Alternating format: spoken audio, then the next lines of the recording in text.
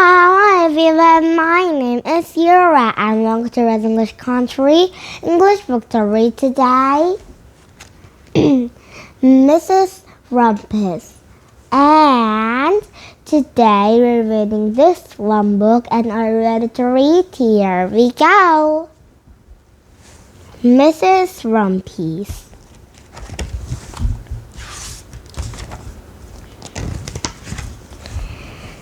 The Leaping Lady lives a small house overlooking the sea. It's between the rocks, and around her flowers. The Leaping Lady is a little and old, but she's not always been that way. I know, she's my grandaunt, and she told me so. Once upon a time, a little girl named Alice who lived a city by the sea. From the front of the stop, she could see railroads and western maps of their tall ships. Many years ago, her grandfather came to America and learned sailing ship. Now he worked into the shop and bottom of the house, making fire hands where they pulled the ships, and the carrying Indians of the wood and from the care of the saris, and for ships and place across the sea. When he was very busy, Alice helped him put in the skis. And that evening, Alice sat on the grandfather's knee and listening to the stories to faraway places. And when they was finished, Alice would to say, "When I grow up, I'll to faraway places. When I grow to, and to live beside the sea." "That's all very well, little Alice," said the grandfather. "But it's your thing you must do." "What is that?" asked Alice. "You must do something make your world more beautiful," asked her grandfather. "All right," said Alice, but she did not know what that could be. In the meantime, Alice got up and washed her face and ate porridge for breakfast. She went to school and came home and did her homework, and pretty soon she was grown up. Then, my great aunt Alice set out to do 3 things she told her grandfather was going to do. She left them and went to us another city from the sea for the safety air. They worked in the library, distilling books, and from then getting mixed up and make people they once they wasted. They told about faraway places. People called Miss Rumphius now. Sometimes they want to do a lately middle of the park when she stepped inside on the very day. Warm as most wafty itself around her, and sweet smell of the genius filled her nose. "It's almost trouble inside," said Mrs. Rumphius, "but not quite." So Mrs. Rumphius wants a real tropical island. There people see crocodiles and monkeys and bats, and they work along beaches and picking up her beautiful shells. One day they meet Baba Rata, king of Finnish village. "You must be tired," he said. "Come into my house and rest." So Mrs. Rumphius had met Baba Rata's wife, and Baba Rata, it was cold water inside.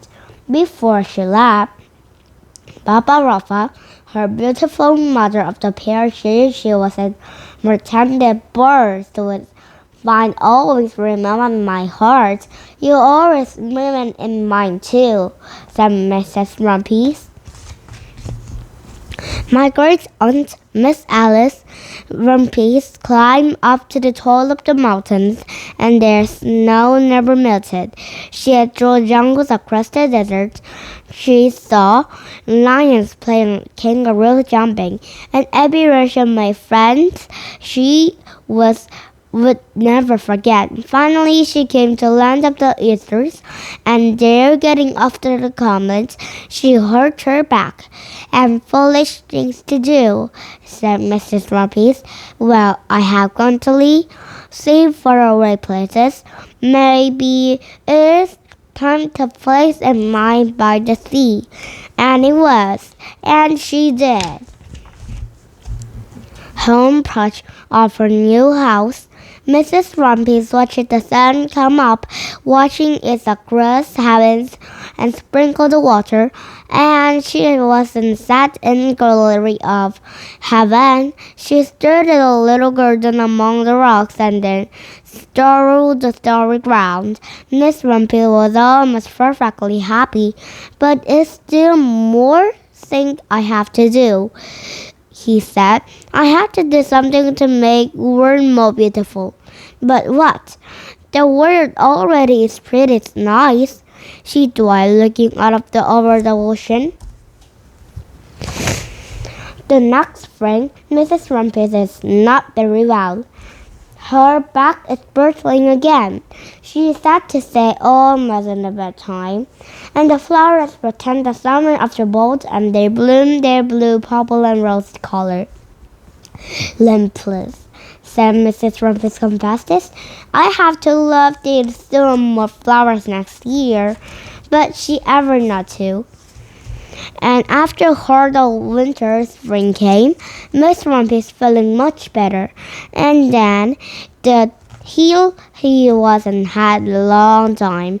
I believe my eyes, she cried up to the top, and for then there was an older the side of the ledge of the purple and rose color lamps. It wasn't no wind, she was sad to the delight. It was wind and bright. It was the stain of the garden here, and the birds must out. Miss Rumphius had a wonderful idea. She hurried home and got a seat in the carriage. She set up a best seat house for the 5 benches of the lemon seed, and the 5 summer lamps, pockets of the snoring lamps. She could see along the high places about, around the silkers and across the stoneworks. Her father heard to say any more at all. Now some people called it or the crazy old lady. The next spring, they wasn't at the fields, and there who wasn't bloom along high places as lands back by of their patches lie around the schoolhouse, and then the back of the church, down into the hollows, and along the stones were grown more beautiful flowers.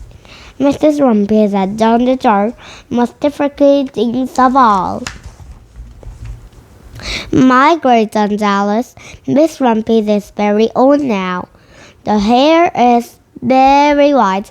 Every year they're more relentless, and they call those sometimes friends with outside the gate, across hill, and the stars faraway places. When I grow up, I do faraway places and come to the. That is very well, little Alice, said my aunt. But it's your thing you must do. What is that? I asked. You must do something to make the world more beautiful.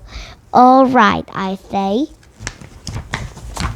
But I did not yet. What can I be? The end. Did you have fun? You're going to come big about a book. And see you next time. See you tomorrow. Bye bye, friends.